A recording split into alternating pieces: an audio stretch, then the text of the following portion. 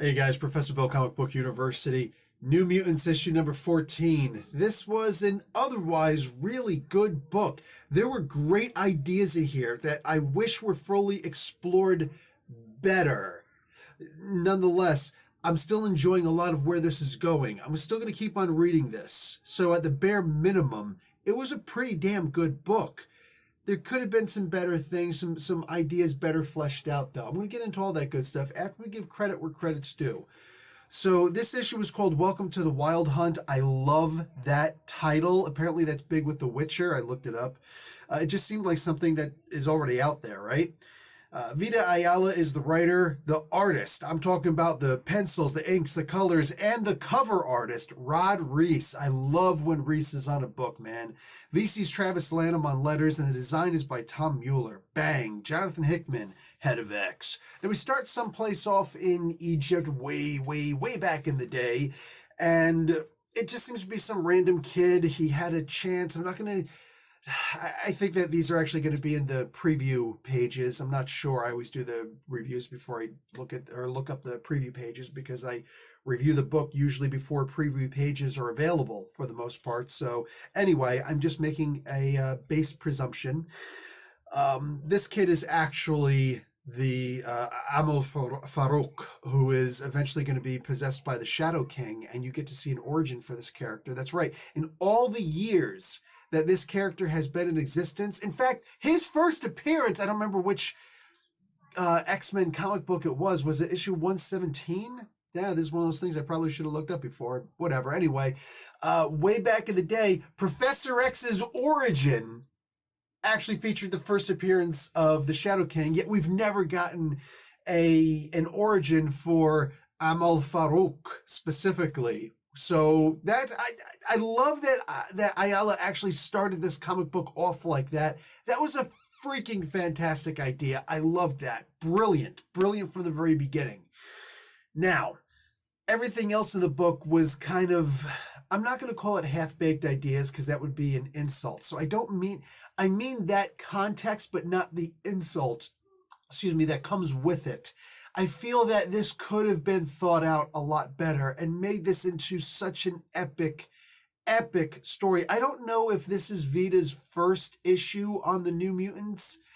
I like a lot of their work. Like, it's funny. I know there are a lot of people that say they don't like Vita. I don't completely understand why.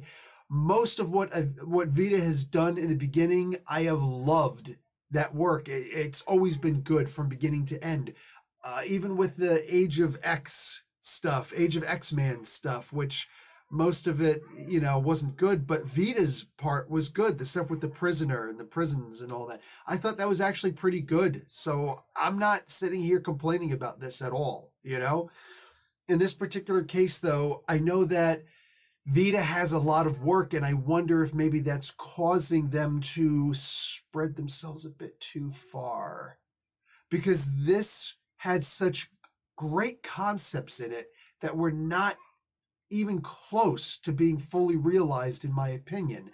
I don't think that I should have better ideas for the powers, the mutant technology that the New Mutants were using in here. I love that a lot of smaller characters are used because when I first opened this book and I saw all those characters that were going to be in this book, I'm like, dude, this is just way too much. This is a page that's usually not shown in the previews, so I'll show it. I mean, that's just way too much for me. You know what I'm saying? Because these are characters, I didn't get into the New Mutants the way that a lot of people did. I read them, but it was literally a one-time read only. You know what I'm saying? So I remember a lot of the older stuff, but the newer stuff that went crazy, plus the Gen X stuff, a lot of this, I didn't like Gen X at all. And I am a Gen Xer. So I didn't feel like it represented me at all because they weren't written by Gen Xers. They were written by Silent Generation and Boomers. So, I mean, mostly Silent Generation. But anyway, yeah, too many characters, I'd figure. And yet I was able to follow along quite well. It seems like a lot of those characters that are being shown, only a few of them are going to be represented in what happens at the end of this book. No spoilers, but I could not be more excited for what happened at the end of this book. It's funny, the beginning and the end, the stuff with the Shadow King, Amul Farouk specifically, was so, I was beyond impressed by this. Now, I'll try to remember to get into what happens at the end of this book in the next issue, because I don't like to do spoilers too much for these. I really just don't. Maybe I should just make this a spoiler issue. Oh, damn it. I'm going to talk about this at the end of the book. I'll talk about the end of the book. I'll do spoilers at the end. I'll give you a fair warning. In the meantime, these synergy things in here, we've already got a term for that. That's mutant technology. And the term and the uses in here weren't that great. You know, what were some of the things that the New Mutants were doing in here where they're like, we're going to fight each other? I thought they were going to be like, here, fight us now. The beginning of this book, while I'm trying to find some of this stuff, it was hysterical. I love that they sent a letter to the Quiet Council, to Professor X specifically. It's like, life sucks, we're bored, give us stuff to do. And Professor X took that. He knows these characters. He's the one who formed the New Mutants, and he's like, "Oh, well, yeah, you're right. And we're going to take this with the utmost seriously, and we want to thank you for your part in tackling this situation." Oh, wow. This is what you get for this is something that I learned in the Army. Don't ever raise your hand. Don't ever volunteer. Don't do that. You're not going to be the teacher's pet. You're not going to be the house mouse. You don't want to be the house mouse. You just say, like, nobody's going to, like, oh, you're going to graduate with honors. It's not going to happen. It's just not. This part here where they show the verse battle, it was a little weird, but I get it. It's a New Mutants book, and I know the way the New Mutants is written nowadays, so it fits. Okay, here we go with some of these powers. Some of these just weren't great. What is this? They have, how does magic open a stepping disc? Because it's not a portal, mind you. That's important to remember. Magic doesn't use portals. She doesn't open a portal, because like Blink does that. That's like saying that what's his name? A Nightcrawler could do this. Nightcrawler can teleport multiple people, just like what's her name? Magic can. Ileana Rasputin. The trick is that she can go interdimensionally, and Nightcrawler really can't. Not like that. There was some talk about him being able to transport to his father's realm of hell also, which, okay, that's a little different, but just being able to go wherever you want to go through limbo, that's a very unique power to magic, right? Like, that's her mutant power. Nobody does it the way that she does. That even, what Madeline Pryor would normally do. And Madeline was brought up in this, and that's an important part. The stuff in here about her being able to teleport the psychic energy that Danny Moonstar uses, that doesn't make any kind of sense. Blink doing it, I could understand, because she's actually opening a portal and you could see the other side where she's at. A stepping disc, the way that it's always consistently been described in the Marvel Universe, the X books, is that it's this disc that just kind of goes whoop, and it's pretty quick, and it's like you're going over to here, limbo, and then you're coming back over here, and it's all in the blink of an eye.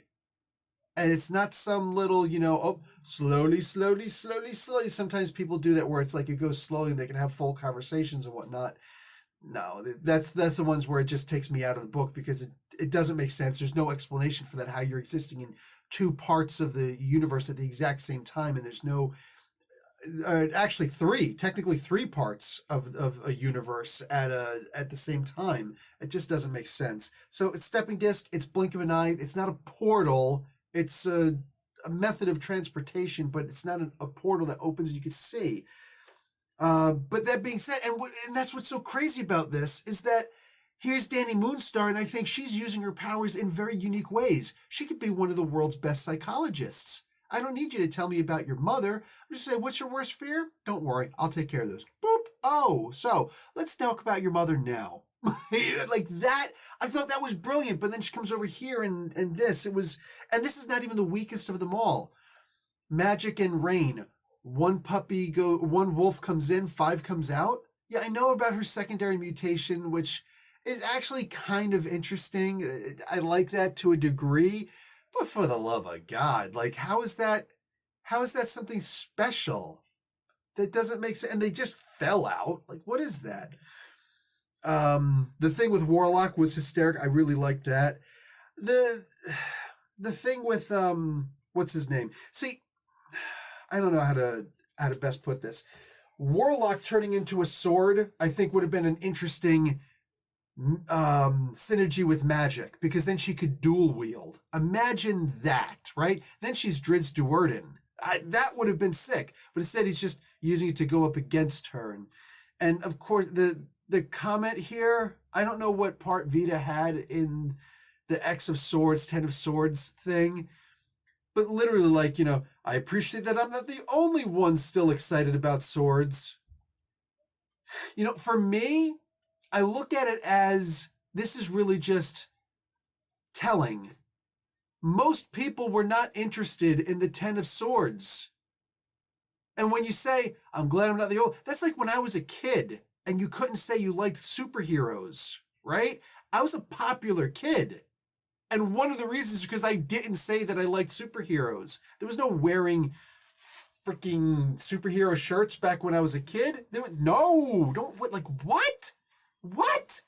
Nowadays you see Captain America shirts being worn in other parts of the world, like in Saudi Arabia and stuff like that. People openly walking with Captain America shirts. It's like, that's American, not Captain Saudi Arabia. What's going on? But they don't care. They're just like, dude, he's an awesome superhero, And here, you couldn't do that back in the day. So seeing something like this, this just goes nowhere. This goes nowhere. Why would you point out that few people liked Ten of Swords? Just ignore that. Plus, it seems like Vita is taking the place of magic in this. Well, I liked it. It's too bad nobody else did. Don't bring it up again. Never mention this again. I didn't like that reference at all. I'm sure someone who did like Ten of Swords, though, would love that reference. The problem is, Vita is saying that you are in the minority. So there's that. James Proudstar. This part was, I guess, kind of cool, except that he clearly isn't using his arms in this, because that's not the way that the human anatomy works. So it's like his shoulders are in here, so what is he really doing? He's doing nothing. He's walking, maybe. But his shoulders aren't in there, so his arms aren't in there. So it's not like it's just an Iron Man suit that he's got. No, instead, he's in the extractor unit from the Aliens movie, the second Alien movie. Aliens. The bitch is back. I feel like it looks cool. It's a great concept, but I think that if they would have made an Iron Man armor where it's actually him using his strength and the psychic resistance, that would have, an enhanced strength. I don't know. Maybe that would have been better. I know it feels like I'm just nitpicking. You want to know nitpicking? I'm going to show you real nitpicking in here, because VC's Travis Lanham goes and does this, he does all the lettering. So this is pretty much VC's Travis Lanham doing this page. And he does a bunch of different signatures for everybody here. Here's the problem that I have with this. Why is all their handwriting so neat? No, look at this. It's all the same size, just different fonts. That's all he did.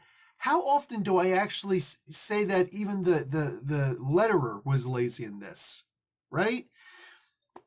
He just did this. There was no point where you couldn't just take your own hand and do a signature. Are letterers so completely gone from the foregone days of actual, oh my God, I can't remember what it's called now. The way they use calligraphy, which is, like Artie Simek and people like that back in the days. Nobody knows how to do calligraphy anymore. You can't just by your own hand do something. At least one of these you could have done by your own hand, because look at them, they're all nice and straight across. Like, this is nitpicking, but I feel it, like it's all the same size, just different fonts. It's all straight across. I'm sorry, not everybody has that handwriting. I used to be a pretty good artist. I guess okay now, but I always had bad handwriting, and every so often you come across people with bad handwriting, and like I looked at this as like, oh, there's going to be signatures, and I I stopped reading what I was, doing up here because I was like, oh, and I'm trying to look at the signatures. I'm like, wait. So I finished reading and I went back and I'm like, this is actually just regular signatures. Nobody bothers doing I started thinking of the U.S. Constitution or the Declaration of Independence. You know what I'm saying? Where like John Hancock literally big gigantic, that's half the document is my signature, and everybody else, because he sees everybody else doing it really small because and not so legibly because they want it to look like, oh, the British can't see that my name is on here, so I'm not going to get in trouble in case this fails. John Hancock was like, we're not failing. John Hancock, you can suck my, it's in his name. But I mean, the idea is like, it's just too pretty. And showing that Magic's is a different font that's not so cursive script this book could have been so much better. It really could have. I'm hoping that Vita tackles more on the issue, and I think that they will. The idea that, what's her name? The little gremlin girl. What? Not the ugly one. No, Laura's clone, Honey Badger. A honey badger is a clone, and she pointedly, suggests like, look, Maddie wasn't brought back, and what about Evan? So what about me if I die? Are they not going to bring me back? And it was really sad. Unfortunately, I guess she was just talking to Magic, and Magic isn't the person you go to when you say you got a problem with something. At least not anymore. Back in the day, it used to be that Magic and Danny Moonstar used to have seriously deep conversations, and Magic wasn't just this alcoholic, running around, I'm going to do what I want, I'm going to bang who I want, I'm going to kill who I want, and, oh, there's a problem, let's just get into it. And it's like jumping into, it's like she used to actually be a really well thought out character instead of just throw her into the fray, cry havoc and let slip the dogs of, I don't know, whatever, the Magic. There's just so much. I guess I think that a lot of my problem is just with comics in general. Modern day.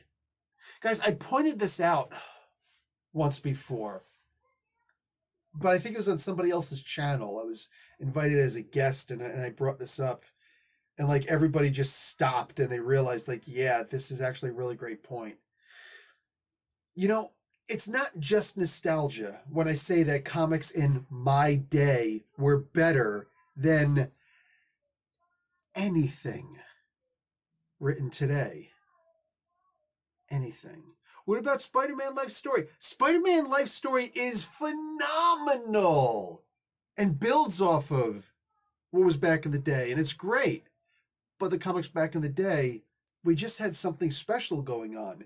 It was people who actually cared about their craft. Are you saying Vita doesn't care about their craft? I'm not necessarily saying that. I'm saying that the same thought wasn't put into it, where these guys really put together some stories. My example of proof, and you show me a proof otherwise, because you can show me silly stories where you can see the people who didn't, and those comic books didn't last for a long time, and you forget the names of some of these people, very easily. But every single one of the movies that are made today, the good ones and the bad ones, right? So the BVS and the Avengers main storyline stuff, all of the individual Avengers stories, all of the individual stories that are being put together right now for movies and for TV, these are all adapted from what? Modern stories that nowadays readers can go, oh wow, they turned this into... No. It's stuff from when I was a kid. And it's not because they're all the same age as me doing these movies. That's not what it is. It's that these stories are better. They're more tellable. They're more relatable. There's something that people can actually get into. If anybody wants to say the Infinity Gauntlet wasn't really a good 6-issue limited series, that's fine. You're entitled to your opinion. But the billions of dollars that were spent in watching this movie just in theaters alone say something else.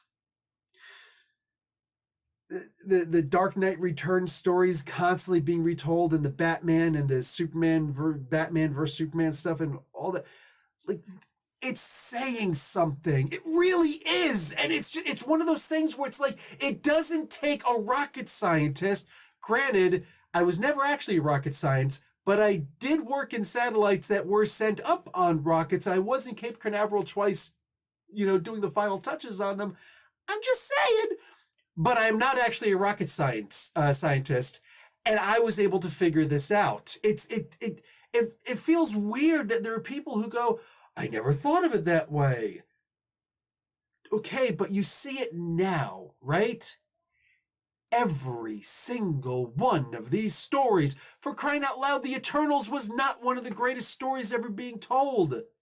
And yet, they're putting the Eternals up. Sure, maybe as a counter to the idea that the New Gods story are being told right now. Or, well, they're about to be told, right? And we're going to get Mr. Miracle and Big Barda and all these stories. I'm saying it's Jack Kirby. And for the love of God, Jack Kirby. Also Stan Lee. Kind of. Because I think he had something to do. No, he didn't. No, I'm forgetting my comics. Jack Kirby did the New God stories completely by himself in DC. Obviously, Stan Lee didn't have anything to do with that, but Stan Lee didn't even have anything to do, really, with the Eternals when he came back to Marvel. Kirby came back to Marvel. Yeah, it was all Jack Kirby. But nonetheless, these are the stories that are being told, or about to be told in the movie theaters. There's no modern Wonder Woman story being told, even if it takes place in a modern day or back in 1984, whatever. That's mostly nostalgia. But they're bringing up these characters that had their great moments in the 80s and the very, very early 90s. These are the stories, before Marvel went bankrupt, before DC tried to sell themselves to Marvel because they didn't want to just go completely under. It's so funny. I see this, and I genuinely see Vita Ayala as one of the best possible writers for Marvel, for comics, period. But I don't know that they are taking their job as seriously as they could. I feel that there is so much potential in this. Like, if I were training back when I used to teach the martial arts a long time ago, I never really came across the prodigy type student. But I've seen enough of those movies where here's this prodigy level student, but they don't take it seriously. And it's like, why? I don't think it's a case of Vita not doing... Are they not taking it serious? I don't know what it is. I haven't put my finger on it yet. But lately, a lot of their work, I'm just not feeling it. I'm just not. Like, it's there, and I see this potential. It's almost like it's trying to punch through the veneer to get out, right? I don't think it's they don't have their craft finally honed yet. I think it's more, I feel like it's more of, I'm just not ready to commit myself to this as, much as I want to. There's so much potential here. And I just figured, just thinking about it a little bit more, asking somebody outside the box, something along those lines. Man, I really see and honestly, in this particular case, I don't care what anybody else thinks. Like, your opinion, I'm happy to hear it, whatever. I don't know. Throw me a disagreement that I might be able to agree with, or that I might be able to entertain and figure, I can see your point, by all means. But I see Vita as being potentially one of the best possible future writers in comic books. I really genuinely do. But there's just something missing, and I feel like it's attention or care, whatever, for their craft. It's a shame. I'm really hoping at some point it winds up just breaking through and they realize what these stories actually are. These are the future of entertainment. These could be the next movies. This is going to be the next story where they say, oh yeah, here's a really great story that I found 20, 30 years ago, 50 years ago. Yeah, maybe not that long. This cool New Mutant story by this Ayala person, whoever they were. And here's a way to make it into a movie and make it so much better than it ever was in the comic book. You could do that in the comic book. You really could. And listen to the stuff that Jim Shooter used to say about it. Go back and listen to that. Go watch that not the interview that I did with Shooter, the one that whatever it was, the panel where him and DiCarlo were talking. Because man, he brings up some great points about why comic books are a better medium than movies, even if not as many people realize it. There's so much more you can do in a comic book than you could ever possibly do in a movie. And he sees that, which is why his comic book sold, which is why under his tutelage in Marvel, under whether people liked him or not, my God, the comic books were better than anything else out there right now. And these are the stories and the influence from when he was in the company. It's because of his influence that these are the movies that are being made. I feel like if Vita were to get some of that Shooter mentality, man, unstoppable. Unstoppable Goliath behemoth writing the best stories right now. Chip Zdarsky moved to the side. You know what I'm saying? Donny Cates, who? I'm not joking. I'm not being facetious when I say this. I'm dead serious. I think honestly that Vita has more potential than anybody else out there right now. And I don't know Vita. You know what I'm saying? I just started getting used to using the they, them pronouns. You know what I'm saying? Like, I don't know Vita. I couldn't, if Vita walked across the street, I wouldn't recognize them. All right? Like, I don't even know what they look like. It's literally just something where I only know them through their writing. And damn it. It hurts that you could see it's right there. Like making a big, beautiful building, but forgetting to let the cement on the base, on the foundation dry. So it sinks into a swamp. Like frickin' Monty Python, the Holy Grail. And that one sank into the swamp. But we built another one. That one stayed. I'm waiting for that one. That's the one that I'm waiting for.